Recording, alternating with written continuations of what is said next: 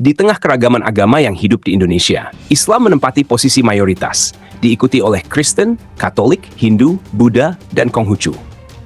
Jika ditilik dari aspek aturan, ritual, dan tuntutan spiritual, banyak yang beranggapan bahwa Kristen adalah agama yang lebih mudah dijalankan. Tidak ada kewajiban salat 5 waktu, tidak ada puasa 1 bulan penuh, tidak ada aturan ketat soal hijab atau fikih harian. Lantas, mengapa Kristen yang secara kasat mata tampak lebih ringan dijalani tidak menjadi agama mayoritas di Indonesia? Jawabannya tidak terletak pada kemudahan ajaran, tetapi pada sejarah, cara penyebaran, persepsi masyarakat, serta dinamika politik yang membentuk lanskap keberagamaan di Nusantara. Masuknya Islam ke Nusantara terjadi sekitar abad ke-12 melalui para pedagang dari Gujarat, Persia, dan Arab. Mereka datang bukan dengan kekuatan militer, melainkan dengan pendekatan budaya, pernikahan, dakwah, dan perdagangan. Islam membaur dengan tradisi lokal, menyerap budaya Jawa, Melayu, dan Bugis, menjadikan dirinya tidak terkesan asing. Para wali seperti Wali Songo memainkan peran sentral dalam menanamkan nilai-nilai Islam melalui seni, sastra, hingga sistem pendidikan pesantren. Islam pun cepat diterima oleh masyarakat dari berbagai kelas sosial, terutama karena ajarannya yang menekankan kesetaraan manusia tanpa mengenal kasta. Sebaliknya, Kristen mulai masuk secara sistematis pada abad ke-19 bersama kedatangan bangsa Portugis, Spanyol, dan kemudian Belanda.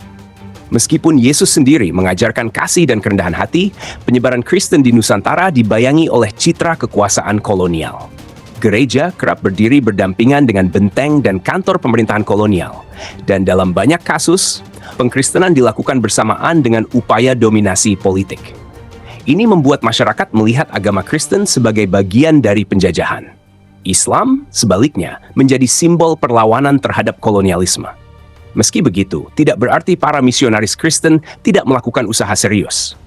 Banyak pendeta dan pastor datang ke daerah-daerah terpencil, membangun sekolah, rumah sakit, dan menyebarkan Alkitab dalam berbagai bahasa daerah. Misi Kristen berkembang di wilayah-wilayah yang kurang tersentuh Islam seperti Papua, Maluku, Nusa Tenggara Timur, dan sebagian Sulawesi Utara. Di tempat-tempat ini, Kristen tidak hanya menjadi agama, tetapi bagian dari identitas lokal. Banyak masyarakat tertarik kepada ajaran Kristen karena menyaksikan perhatian nyata dari para misionaris terhadap pendidikan, kesehatan, dan kemanusiaan.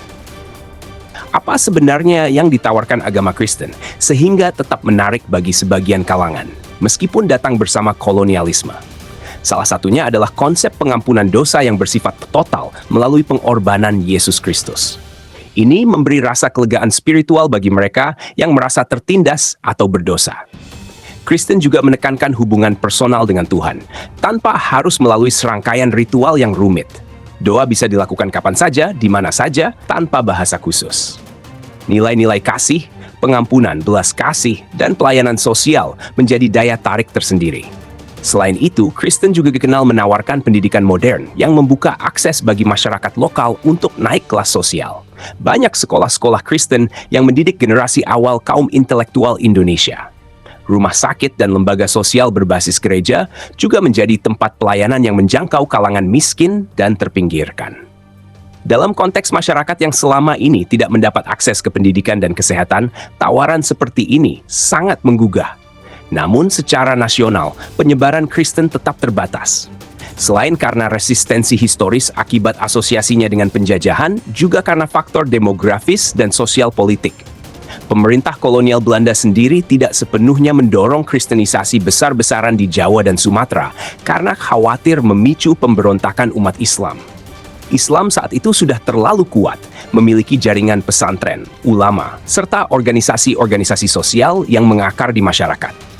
Ketika Indonesia merdeka, identitas Islam telah menjadi bagian tak terpisahkan dari kehidupan sebagian besar masyarakat Indonesia.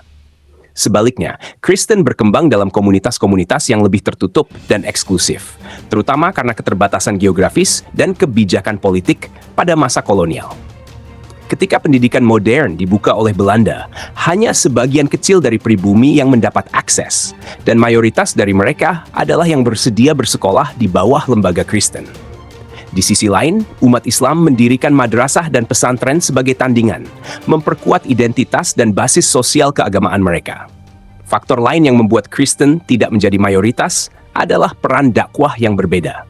Kristen lebih mengandalkan lembaga dan institusi formal seperti gereja, sekolah, dan rumah sakit. Islam, terutama sejak masa Wali Songo, menyebar melalui dakwah langsung ke masyarakat, pendekatan personal, dan adaptasi budaya. Islam tidak hanya dipelajari di tempat ibadah, tetapi juga diwariskan dalam kehidupan sehari-hari, dari cara berpakaian, makan, menikah, hingga sistem hukum adat.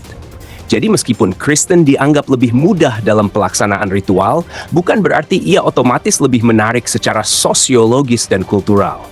Dalam masyarakat agraris dan komunal seperti Indonesia, agama yang menyatu dengan budaya dan menyentuh seluruh aspek kehidupan lebih mudah diterima.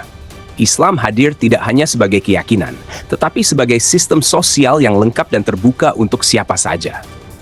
Kesimpulannya, Kristen tidak menjadi mayoritas bukan karena ajarannya tidak menarik, tetapi karena konteks sejarah yang membentuk persepsi dan penerimaan masyarakat. Islam datang lebih awal, bersahabat dan menyerap budaya lokal.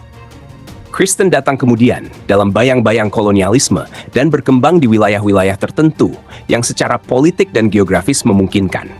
Faktor sejarah, cara pendekatan, dan dinamika kekuasaan jauh lebih menentukan dibandingkan sekadar mudah atau sulitnya sebuah agama dijalani. Dan di balik semua itu, agama tetaplah jalan spiritual yang menuntut keikhlasan dan pemahaman, bukan hanya kenyamanan praktis belaka.